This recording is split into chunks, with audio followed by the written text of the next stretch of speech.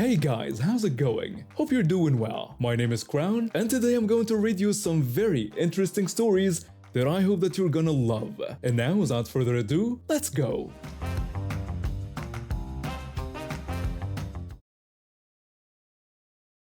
I manage this pizza place for a chain that costs more than the competition but makes better pizza. The company policy is simple: keep the customer happy, believe them when they complain, and fix whatever went wrong. Most of our customers are regulars who order weekly, plus, we get business from the hotels nearby since we're in a busy area. The job isn't too bad most days. You get the occasional complaint about a late delivery or a pizza that didn't turn out right, but usually people are reasonable. We comp their meal, maybe send out a replacement, and everyone goes home happy. I've got a good crew working for me too. My employee has been with us for 2 years, and she's great with customers. We work well together and handle most problems without any drama. What happened last weekend was ridiculous. It started on a Friday night during our dinner rush. Things were busy but running smoothly. We had drivers out making deliveries and the kitchen was cranking out orders. Just another typical Friday until the phone rang. My employee answered and took an order from someone at one of the hotels. Simple pepperoni and jalapeno pizza. Nothing complicated. Our driver took it out, delivered it, came back. Standard stuff. Then about 30 minutes later, my employee comes up to me looking stressed. She told me there was an angry customer on the phone asking for the manager. I figured it was probably a cold pizza or something minor, so I took the call. I answered and introduced myself as the manager. The woman on the phone immediately started complaining that she'd been on hold for over 30 minutes. That was weird because my employee had just gotten me immediately, but I didn't want to argue. I apologized and asked what the problem was. She told me she was at the hotel and that our driver was rude. She also said her pizza was burned. I apologized and offered to make her another one and send it out right away. But she refused. She said we'd already ruined her kids' dinner and they were crying now. She demanded credit instead of a replacement. Something about the way she said it set off alarm bells. Usually when people have a real problem, they want it fixed. But she jumped straight to wanting credit, which is what scammers do. I told her I'd credit her number so her next order would be free. I apologized again and wished her a good night. She just said whatever and hung up. I credited her account and figured that was over. The next night, Saturday, we're busy again. My employee comes up to me around dinner time and tells me there's a lady on the phone who wants to speak to a manager. I had a feeling before I even picked up the phone. I answered and thanked her for holding. She immediately started yelling, asking if we were all stupid and demanding to know how long it takes to answer the phone. I tried to explain that she'd only been on hold a moment while my employee got me, but she cut me off. She insisted that she knew how long she'd been on hold and told me not to argue with her. I was already getting a headache. This was going to be one of those calls. I apologized and asked how I could help her. She gave me the exact same story as the night before. Her pizza was burnt and our delivery driver was the rudest person ever. She claimed they practically threw the pizza in her face. Same story, same complaints. This was the same woman from yesterday. I apologized and said I'd definitely talk to the driver about their behavior. I offered to make her a new pizza to replace the burnt one, but again she refused and demanded credit instead. Here's where I decided to test her. I told her that to make sure our quality standards were being met, I could have a driver come pick up the burnt pizza so I could talk to my kitchen staff about what went wrong. She quickly said no, claiming they'd eaten it. I asked her to clarify she ate the burnt pizza. She said yes, they were starving and couldn't wait for a remake, so I should just give her credit. I asked her again if she wanted credit for the pizza she ate. She got angry and said it was burned, then demanded to speak to a manager. I told her I was a manager. She insisted she wanted to speak to my manager and started calling me rude and disrespectful. Then she pulled out the race card, accusing me of being racist and calling me trash. I tried to explain that I had no idea what she looked like or who she was, but she cut me off. She told me I was right, that I didn't know who she was, but I was about to find out. Then she hung up on me. I immediately called my district manager to give her a heads up about a possible complaint. I explained exactly what happened and she said she'd handle it if anything came up. I had just gotten off the phone with her when I heard yelling from the lobby. Someone was shouting, asking where the trashy, racist manager was. I walked around the partition and saw this woman wearing a ridiculous outfit, bright green and orange clothes with red shoes. She looked exactly like what I imagined after our phone conversations. I asked if I could help her. She started yelling again, asking if I was going to say some nonsense now. She demanded a refund for her burnt pizza and wanted gas money for driving over here. I explained that she didn't pay for any pizza because it was free and that we don't reimburse gas for people driving to the store. She got even angrier and asked if I thought this was a joke. She threatened that I was going to give her money or things were going to get bad in the store. I was done playing games with this scammer. I told her to get out. She asked what I said, so I repeated myself clearly. I told her to get out of the store. She argued that I couldn't tell her to leave because it was a public space. I corrected her, explaining that it was a private business and she was no longer allowed inside. I told her I was refusing to serve her and she needed to leave now or I'd be forced to call the police. She started cursing at me and kept yelling and making a scene for about 5 minutes while I called the police. She was getting louder and more dramatic, like she was putting on a show. My employee and the customers in the store were all staring. It was embarrassing for everyone except her. The police showed up quickly. We have a good relationship with the local cops because we give them discounts and sometimes donate pizzas to the station. The officer walked in and sized up the situation immediately. He asked if I wanted to trespass her. I said yes, she wasn't welcome here anymore. They walked outside where everyone could still hear them talking. The officer explained to her that she was now being trespassed. He told her not to come here, not to linger in the parking lot, or she would be arrested. Then he said this applied to every single pizza place in our chain, not just this one. She went from acting tough and entitled to looking like a deflated balloon.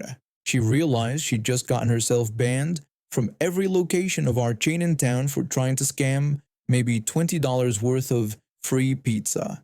She walked off to her car without another word. My employee and I watched through the window as she drove away, probably to go try this same scam somewhere else. But at least it wouldn't be our problem anymore. About an hour later, one of our regular customers came in and said he'd seen the whole thing from the parking lot. She sat in her car for a few minutes after the cop left, probably trying to figure out her next move. When she realized she was really banned, she actually started crying. A grown woman crying because she couldn't scam free pizza anymore. I was barely 6 years old when this happened, but I remember every detail like it was yesterday. My parents got married really young and had me right away, so money was always tight. Dad worked at the factory pulling long shifts, and Mom did her best to stretch every dollar. We lived in a pretty rough neighborhood, but my grandparents were paying for me to go to this fancy private school because they didn't want me in the public schools. The thing is, I was the smallest kid in my entire first grade class. My birthday was only 5 days past the cutoff for kindergarten, so my parents could have waited another year to send me. But apparently I was super smart and bored at home, so they figured I could handle it. What they didn't think about was how being the tiniest kid would make me a target. All my clothes came from garage sales, and it showed.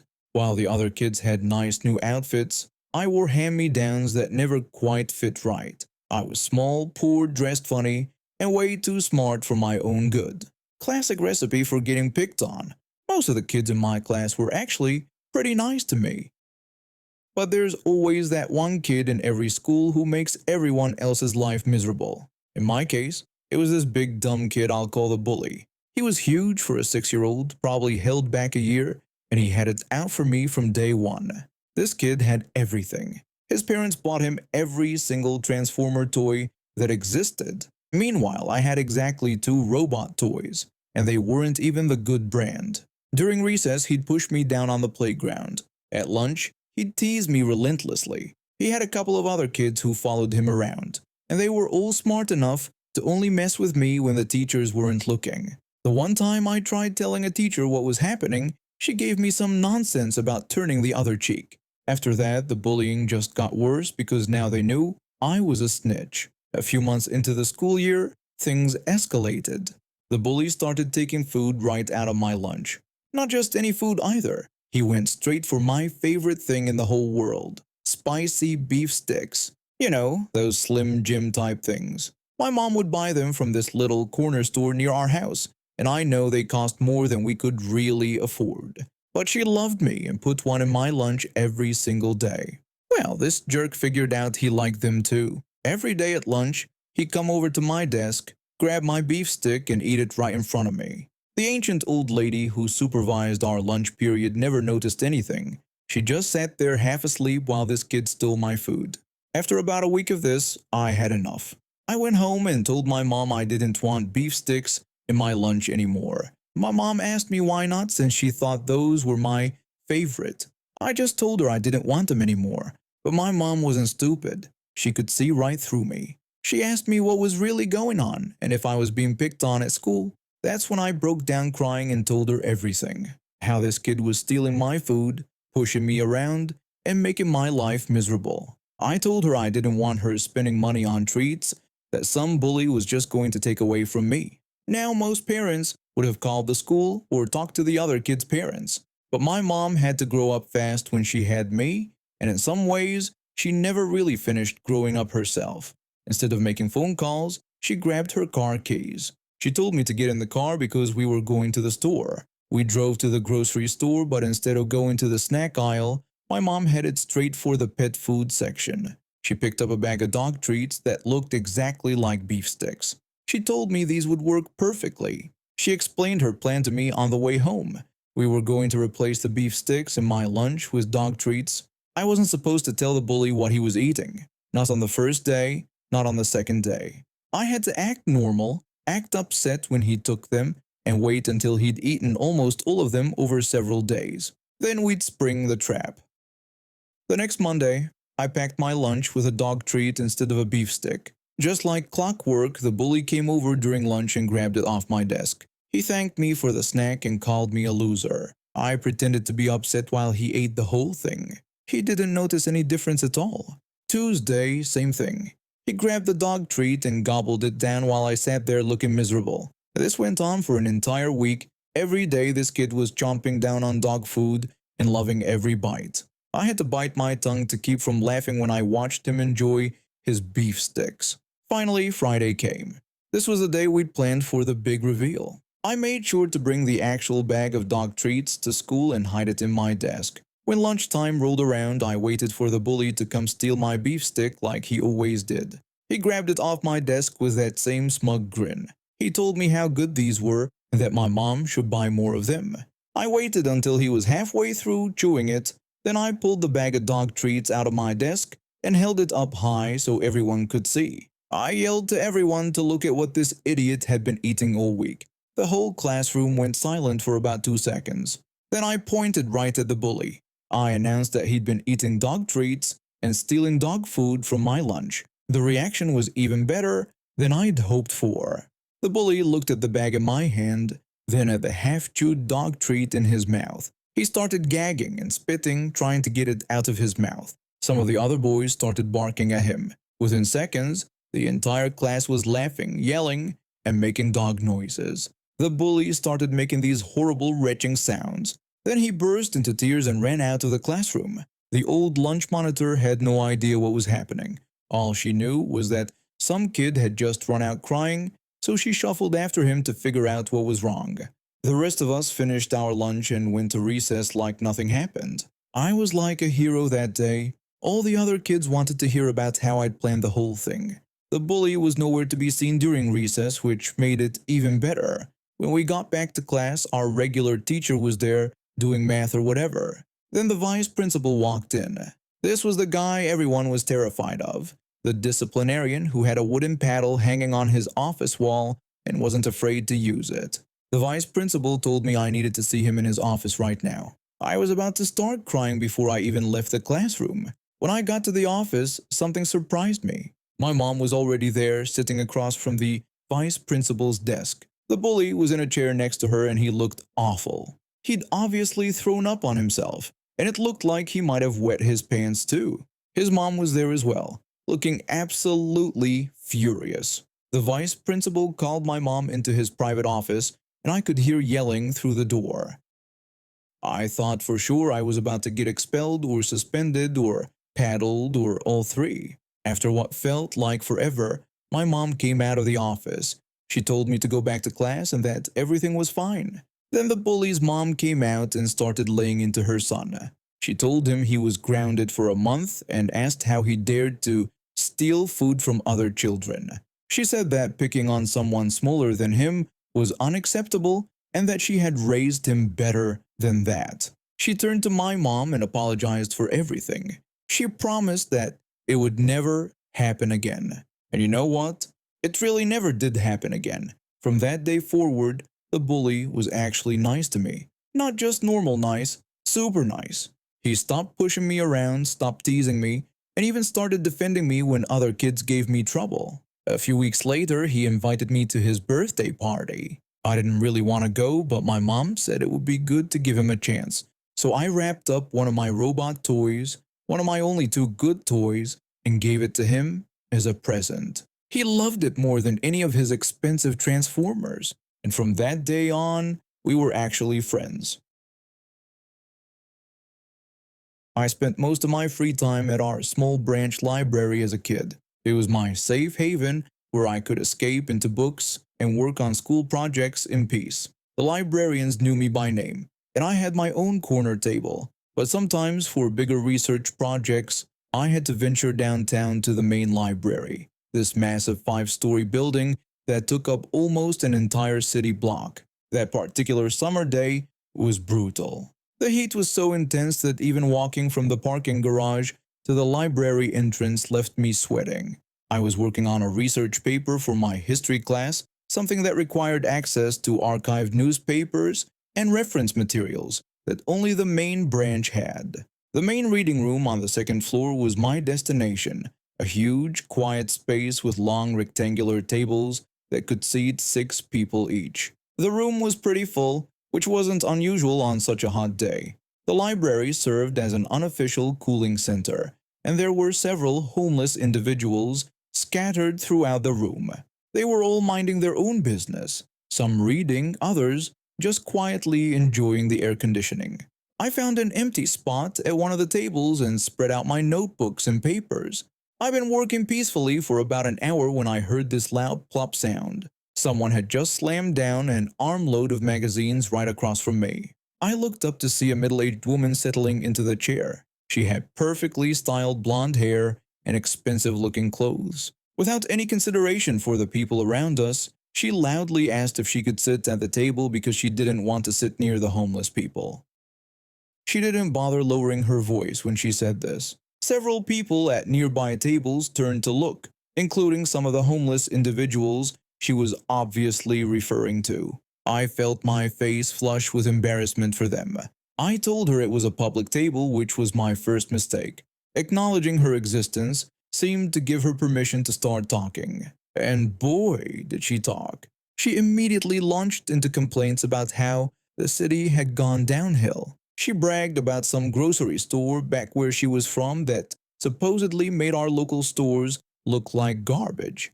Then she asked if I cooked much while spreading her cooking magazines all over the table, not caring that I clearly had my own work spread out. I was trying to concentrate on reading about labor movements in the 1920s, but she kept going.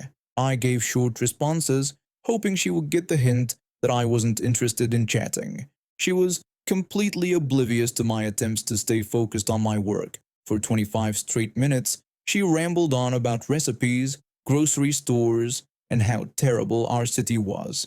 She kept showing me pictures in the magazines and talking about how picky her husband was about food. But what really got under my skin was when she started going off about the other people in the library. She said it was disgusting how they let vagrants and bums hang out in the library. She claimed this was supposed to be a place for decent people to read and study, not a homeless shelter. She complained that they smelled bad and were probably stealing things, and insisted the city should do something about it. I gripped my pen tighter and tried to focus on my research, but I could see some of the homeless individuals shifting uncomfortably in their seats. They could hear every word she was saying, and it was cruel and unnecessary. Then I heard the sound that made my blood boil, ripping paper. I looked up to see Karen tearing recipes out of the library's magazines. I told her to stop it. She looked shocked and asked what I had said. I repeated that she should stop destroying the magazines and suggested she just take pictures with her phone instead. She stared at me like I'd slapped her. She started sputtering about how she was telling her what to do and how dare I insult her. She vibrated in her seat for about 20 seconds, clearly working herself up into a full rage. Then she started shoving her magazines together in a messy pile, leaving the torn pages scattered across the table. She announced loudly that she didn't have to sit there and be insulted by some rude child. She did this dramatic flounce away from the table, her heels clicking loudly across the reading room floor. Several people looked up when she made her grand exit. I shook my head and started gathering up the torn magazine pages she'd left behind. That's when I noticed the small notebook she'd forgotten on the table. It was expensive-looking leather, probably where she kept her shopping lists or whatever. I could see a parking ticket sticking out of the top with a validation slip stapled to it. For a moment, I just stared at it. The decent thing would be to return it to her. But after listening to her trash talk homeless people for half an hour and watching her destroy library property, I wasn't feeling particularly decent. Still, my conscience got the better of me. I grabbed the notebook and hurried after her, catching up just when she reached the elevator. I called out to her in the sweetest, most helpful voice I could manage, telling her she had forgotten something. She turned around and saw me holding her notebook. She thanked me and said how thoughtful I was. She had to pretend to be grateful, even though she was probably still fuming about being called out for destroying the magazines. Here's what Karen didn't know about our downtown library system. Parking was in this massive garage about a block and a half away. Library patrons could park there for 3 hours for free, but only if they got a validation slip from the reference desk. The librarians would staple this little slip to your parking ticket, and that's what you showed when you left. No validation slip meant paying the hourly rate, which was $2.50 per hour. But if you lost your ticket entirely, you paid the daily rate $20. When I picked up Karen's notebook, I'd noticed that parking ticket with its validation slip sticking right out of the top. And when I handed the notebook back to her with my sweetest smile, well, I may have accidentally kept that little ticket. I went back to my research with a much better attitude. About an hour later, when I was packing up my things, I heard some commotion from the direction of the parking garage. Through the library windows, I could see someone gesticulating wildly at the parking attendant booth. I couldn't hear what was being said, but I could see Karen's perfectly styled blonde hair and her fancy purse. She was clearly having some kind of heated discussion with the parking attendant, waving her hands around and pointing at various things. The parking attendant just shrugged and pointed to the rate sign. Karen dug through her oversized purse for what seemed like forever, before finally pulling out what looked like a $20 bill. I finished packing up my research materials and headed for the garage myself. When I walked past the attendant booth, I could hear Karen's car engine starting up in the distance, followed by the screech of tires when she peeled out of the garage. The parking attendant looked at me and shook his head. He commented about how some people could be difficult and explained that the lady had claimed she had a validation but couldn't find her ticket anywhere. He mentioned she had gotten really nasty about the whole situation. I agreed that it was unfortunate and handed him my ticket with its validation slip properly attached. He waved me through with a smile. When I drove home, I thought about poetic justice. Karen had spent 30 minutes being cruel to people who were just trying to escape the heat and find a quiet place to exist. She'd destroyed library property without a second thought and made everyone around her uncomfortable with her entitled attitude. $20 seemed like a pretty reasonable price for a lesson in basic human decency, though knowing Karen, she probably just complained to the library board about the outrageous parking fees and never connected her behavior to what happened. I still have that parking ticket somewhere in my desk drawer. And now we have reached the end of today's stories. Thank you for watching, and see you next time.